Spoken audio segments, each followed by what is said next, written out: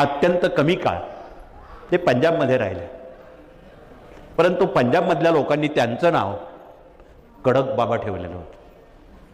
आजही आमचे अनेक सरदारजी लोक स्वामींचे तस्वीर बघितलं हो तो कडक बाबा आहे, त्यांचं नाव कडक बाबा म्हणून प्रसिद्ध झालं. स्वामींची पायपीट भ्रमंती जगात देशात सर्वत्र होती, म्हणून स्वामींची पदयात्रा ईशान्य भारतात आली. आसाम, मेघालय, नागालँड या भागात दीर्घकाल स्वामी भ्रमंती पायपीट करत राहिले. तिथे त्या लोकांनी ईशान्य भारतातल्या त्यांचं नाव चंचल भारती दिलं. एका जागेवर थांबतच नव्हते, आज इथे उद्या तिथे. अशा वास्तव्यात देशाची त्यांनी पायपीट करून स्वामी दक्षिण भारतात चेन्नई, केरळा, तेलंगणा या प्रांतात आले. तिथे त्यांचं नाव आनंद भारती ठेवलं. असा खूप वर्षाचा प्रवास त्यांचा चालू झाला. खूप वर्ष झाल्यानंतर मानवी देह बदलणं नियतीला मान्य नाही, तो बदलणं क्रमप्राप्त आहे. म्हणून 1378ला त्यांनीच पहिला अवतार श्रीपाद श्री वल्लभ तेलंगणामध्ये, आंध्रमध्ये पिठापूर या गावी घेतला. आपल्यापैकी काही जण पिठापूरला गेला असाल. त्या ठिकाणी जसं त्र्यंबकेश्वरचं गुरुपीठ आहे तसं आपलं पिठापूरचं गुरुपीठ आहे. आणि त्या ठिकाणी आजही बरेच लोक श्रीपाद चरित्रासह श्री गुरुचरित्र वाचायला बसलेले आहेत. सुमारे 150 लोक पिठापूरला गुरुचरित्र वाचायला बसलेले आहेत. वास्तविक तो प्रदेश कानडी लोकांचा आहे. महाराष्ट्रातल्या लोकांना कानडी येत नाही, पण तिथे भाषेचं काही अडत नाही. आणि त्याप्रमाणे पिठापूर या गावी भगवान श्रीपाद श्री वल्लभांनी आविष्कार अवतार धारण केला. सुमारे 1528 सालापर्यंत महाराज दक्षिण प्रांतात पायपीट करत होते. 150-200 वर्ष झाली. तोही अवतार त्यांना समाप्त करणं क्रमप्राप्त होतं.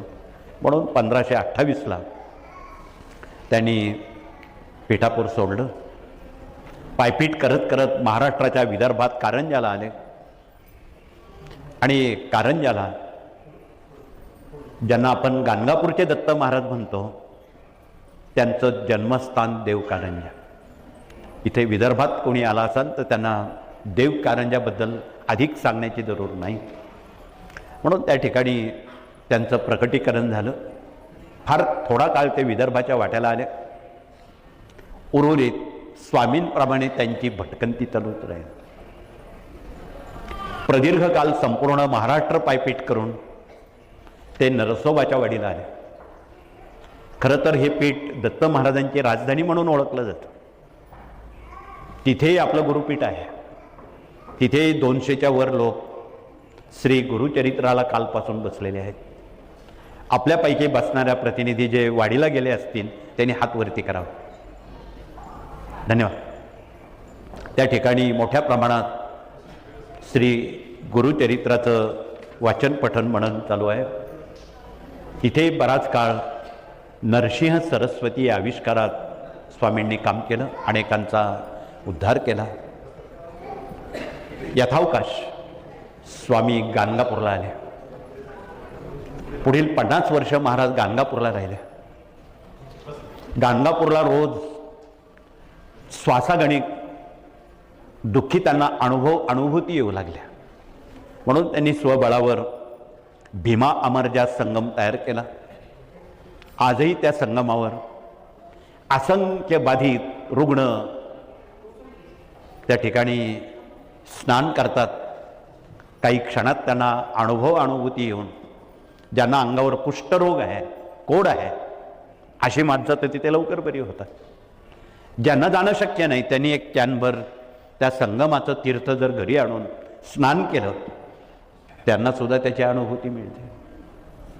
एवढं सामर्थ्य सत्व त्या भीमा अमरजा त्यांनी मानवजातीला एक आवाहन केलं.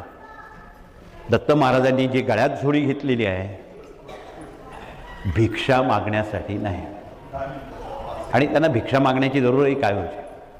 भिक्षा कुणासाठी मागायची? अर्थ आम्ही वेगळा लावला. झोळी गळ्यात घेण्याचा विचार असा होता की तुम्ही तुमची सारी दुखणी त्या झोळीत टाका, मी तुम्हाला सुख देतो, हा त्यामागचा अर्थ होता. अर्थ फार कमी लोकांना कळला.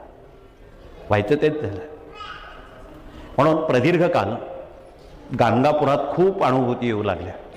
श्वासागणी, तो कन्नड भाग आहे, गुलबर्गा जिल्हा आहे, परंतु तिथे एक शेतकरी रोज शेतावर जाताना त्यांच्या चरणस्पर्श केल्याशिवाय तो शेती करत नव्हता. रोज हा उपक्रम त्याचा असायचा. स्वामींना संगमावर येण्याची वेळ आणि याला तिथे दर्शन घेऊन शेती करण्याचा इरादा असायचा. खूप दिवस झाले. स्वामींनी त्याला एक दिवस हसत हसत सांगितलं की तू वेडा आहेस म्हणे, तुझ्या 6 एकर ज्या शेतीमध्ये तू जोंधळा पेरला आहे तो उद्याचे उद्या नव्हे आत्ताच्या आत्ता कापून टाक म्हणे. त्याला विनोदानं बोलले. मागचा पुढचा विचार न करता त्यांनी स्वामींवर विश्वास ठेवून तो 6 एकर जागेतला जोंधळा कापून टाकला. घरातल्या गावातल्या लोकांनी त्याला मूर्खात काढलं. कणसाला आलेलं पीक या माणसानं कापून टाकावं म्हणून त्याला मूर्खात काढलं, वेड्यात काढलं. मग त्याने ते सारं सहन केलं. काय व्हायचं होईल म्हणे, पण माहीत नाही पुढे काय वाढून ठेवलेलं आहे.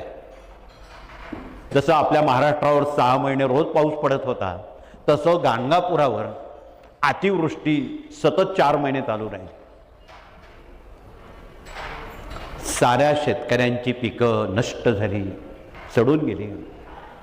परंतु काय झालं, यानं कापलेल्या त्या बुंध्यांना खूप फुटवे फुटले, एवढे फुटवे फुटले आणि यथावकाश त्याला एवढी ज्वारीचं पीक, जोंधळ्याचं पीक मिळालं शेतात मावेनं. त्यानं तोंडात बोट घातलं, ही स्वामींची किमया आहे, अजब किमया आहे. परत स्वामींकडे गेला, या धान्याचं काय करू म्हणे. वेडायच म्हणे. अरे तुला जे लोक हसत होते, मूर्खात काढत होते, त्यांच्या घरी ते वाटप करून टाक, तुला पोटाला लागेल तेवढंच ठेव, त्याचा परिणाम काय होतो तो बघ. त्यानं आज्ञाशीर सावध म्हणून नष्ट दुष्ट हसणारे, नफरत करणारे जी कुटुंब होती त्या सर्वांना ते धान्य वाटून दिलं. त्यांच्या घरातही मुठभर धान्य नव्हतं. जणू काही दत्त महाराजांनी त्यावेळी गाणगापूर वासियांचा योगक्षेम, पोट प्रपंच चालवण्याची हमीच घेतली होती या निमित्तानं, असं म्हणायला अतिशयोक्ती नाही.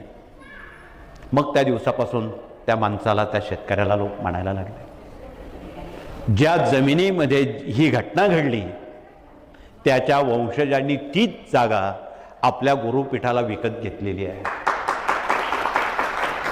आणि आजही तसे अनुभव अनुभूती